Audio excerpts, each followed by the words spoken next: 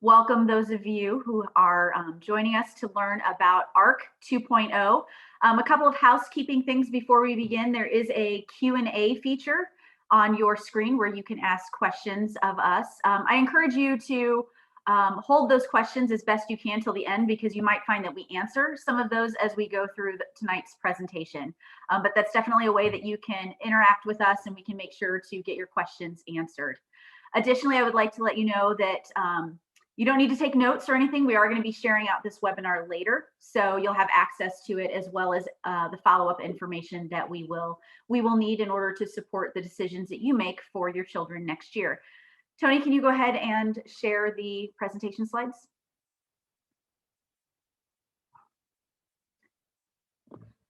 All right, if you can go to the next slide. I want to take a few minutes to introduce to you who's on the call with you tonight. I'm Tara Sparks. I'm the Chief Academic Officer for the district, and myself and Doug Barton, our ARC coordinator, are going to lead the vast majority of tonight's presentation.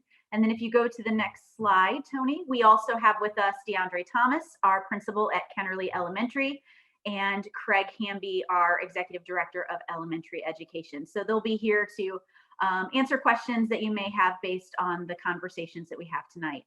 If you can go to the next slide for me. I think it's really important for everyone to note that as we plan for the 21-22 school year, we are planning for a return to relative normalcy within our learning experiences. We know that in communication with medical communities, with seeing the vaccine distributions that are continuing to happen, that between now and the 5 or 6 months before we actually start the school year again, we feel really confident that school will progress as a relatively normal experience for our students. Having said that, we also know that there are a lot of families who have found ARC to be a really good fit for their elementary age students. So what we're going to talk to you about tonight are what are those small but important changes with regard to elementary ARC. Next slide, please. So tonight's agenda, we're going to talk about the differences between what ARC is now and what we're calling ARC 2.0, kind of the non-pandemic version of ARC. What's similar, and then the process and how you go about signing up your child or children for elementary ARC for next school year. Next slide, please.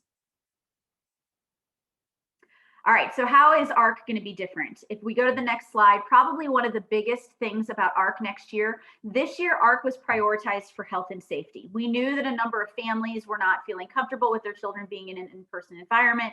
There was a lot of concern, rightfully so, about the pandemic, the spread, etc.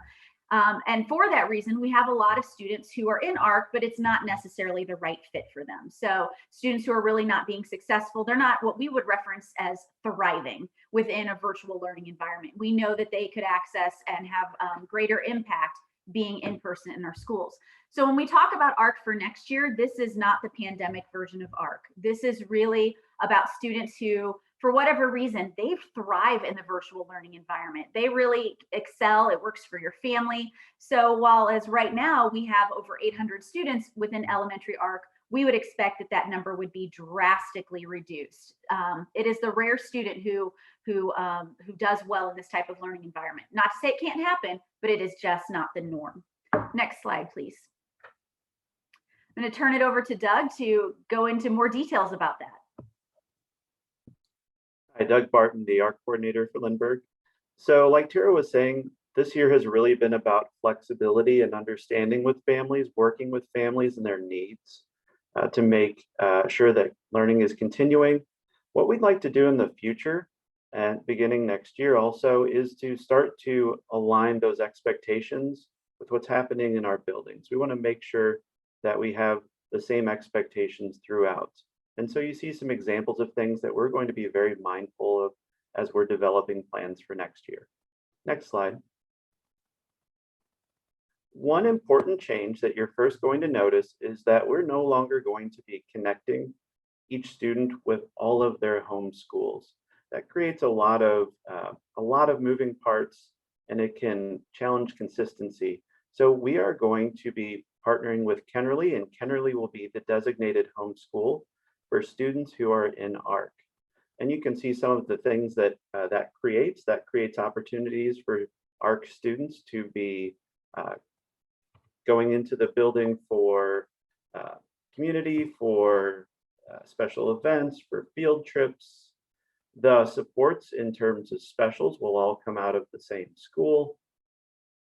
Other things, the parent-teacher group, you'll now have a connection there. And we're also going to be doing our pickups out of Kennerly. So just think of all of the opportunities that maybe your kid was missing this year that would have been great to have that building connection. We're going to be working on that with Kennerly this year. Next slide. As Tara mentioned, we have lots of questions about how many kids might be interested. And that means we have to come up with some alternative solutions. So of course, if we have good numbers of students in every grade level, we can have kindergarten, first, second, third, like we normally would.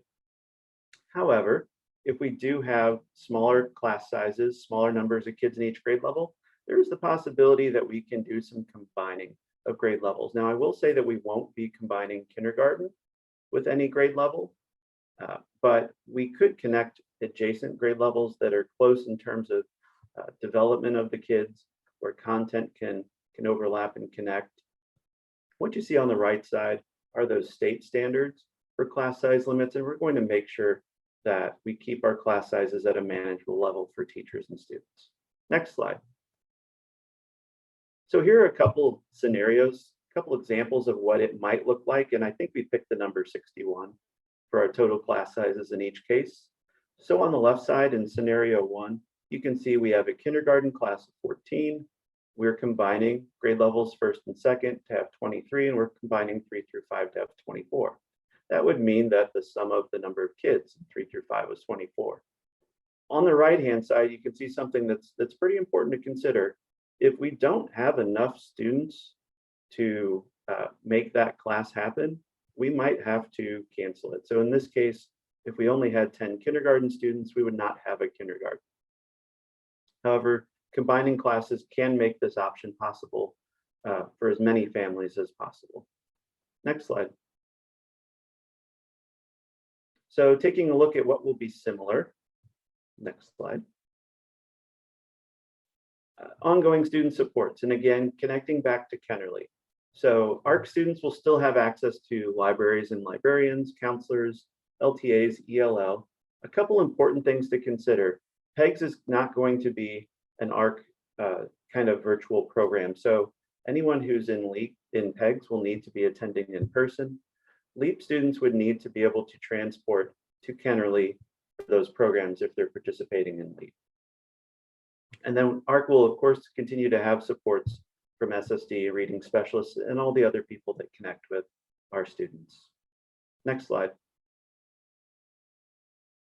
The schedule. So you're probably pretty used to the schedule right now and what it looks like, what the day looks like.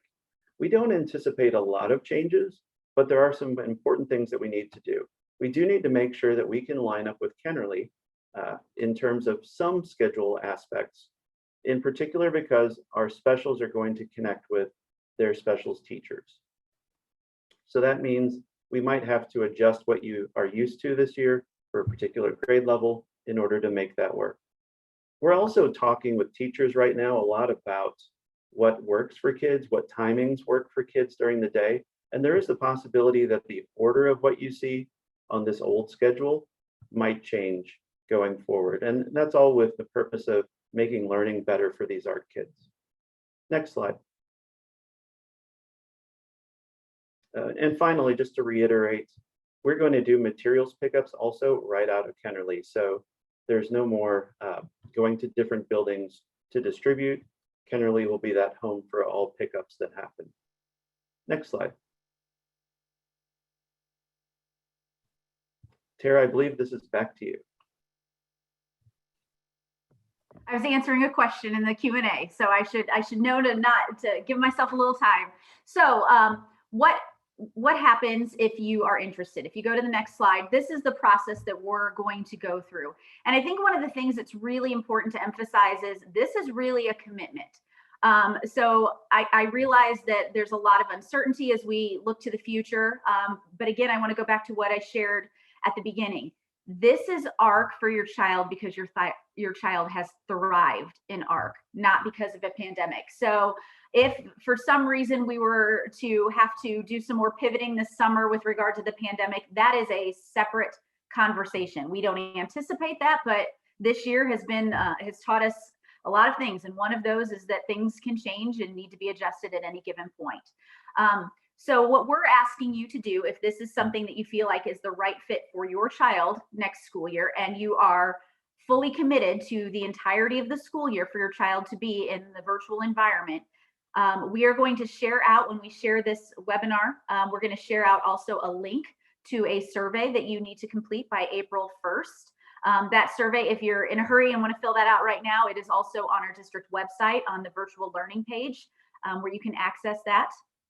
So that survey is due by April 1st. We will use that information to start determining, okay, is this a student who's been successful in ARC? Is this the right fit? And then start our staffing decisions so that we can do class compositions by the end of the school year. Keep in mind, class compositions are what Doug was referencing earlier, where we might have to do some multi-age grade spans. Kindergarten will be the only grade where we would not multi-age. We think that the introduction to a school environment is very specific. That is a specific need at the kindergarten level that we would want to be able to prioritize. So kindergarten, we'd need to have at least 13 students in order to make a kindergarten ARC class, and then we could have those mixed grade groupings at the other level. Next slide, please. All right, so I realize we've just given you a lot of information, but I'm seeing some more questions come in. Please use this time. We'll kind of take a little dead time if you've got any questions you'd like to put into the Q&A, and then we can use those to answer questions. I'm thinking of one right now that hasn't come up yet. We didn't mention it. Strings. If your child is in 4th and 5th grade and they want to participate in orchestra, we will be able to accommodate that in the virtual environment. Unlike LEAP, where the students are in one of our buildings for a full day, strings is smaller chunks of time, a couple of times a week. So we realize that is not something that is going to be manageable for families to come to an in-person experience.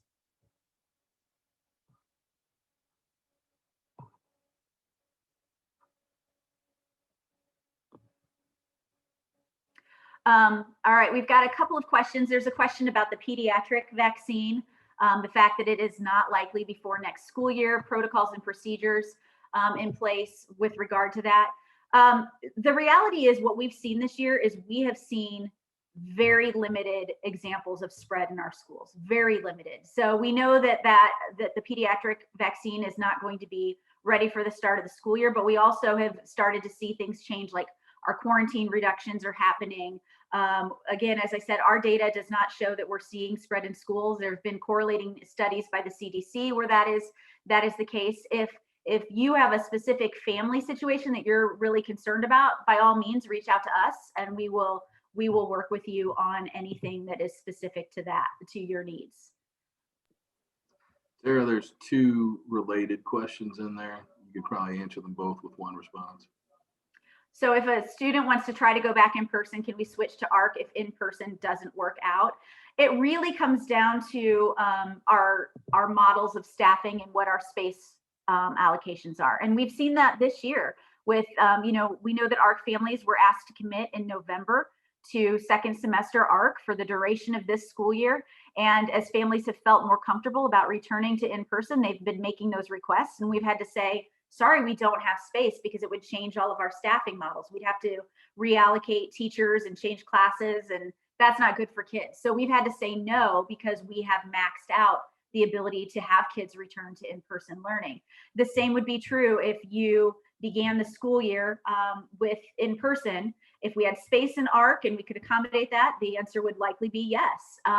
But the issue would be what happens when we max out, and do we have the staff available to accommodate a change?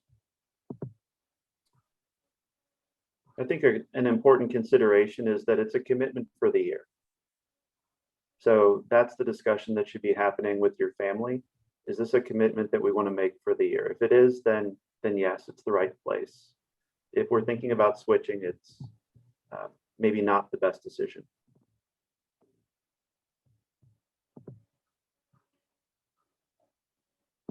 And again, I really encourage you also to reach out to us if you're processing and thinking about the things that we're sharing with you tonight, and you feel like I need to kind of narrow down and process through my decision making as a family. Then we are happy to work with you and have those conversations.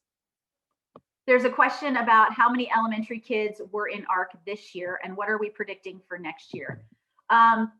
This year we started off, what was the number, Doug? 30% or It was more? over 30%. We peaked at 1,200 kids. 36% approximately. Yeah. And now we're down to about 850, right? Yeah. Yeah. Mm-hmm. We are not anticipating that ARC will have the same numbers going into next year at all. It's the reason why we wanted to demonstrate to you that we could have multi-age classes.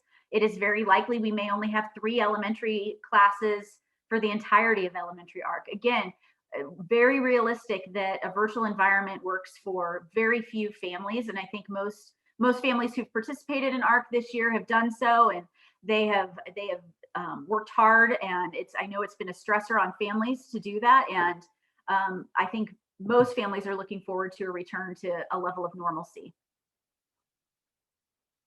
A question is asked here about mandatory masking for in-person next year. I can't answer that at this time. I mean, we're going to follow the advice that we get from medical professionals, and it will really depend on where we are with the pandemic. So I wish I could give you clarity. I just cannot answer with any certainty right now.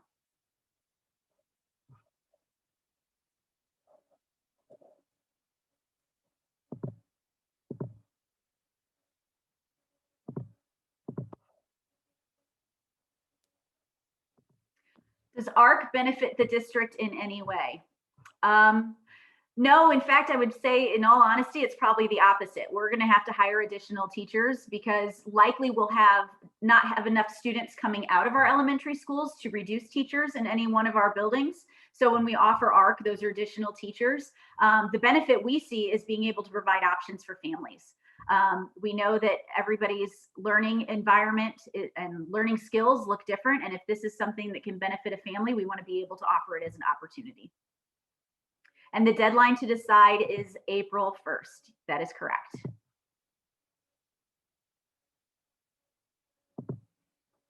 And Julie, I'm reading your answer now. I think many families would echo that, which is the reason why we expect that ARC will be significantly reduced going into next school year.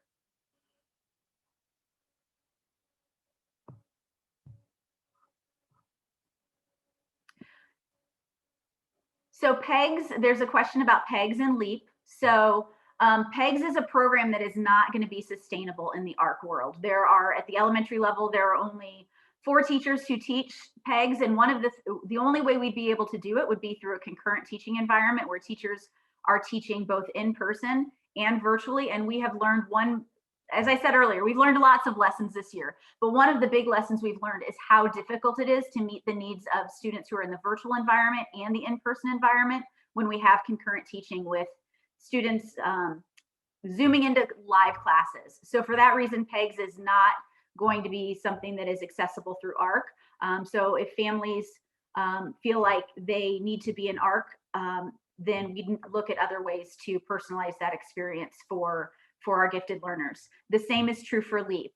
So LEAP would be that 1 day per week experience for kids to be in person, but then they could have the rest of their 4 days in the ARC environment. There's also a question about if we are requiring our staff to get a COVID vaccine before next year. We have not done that at this time.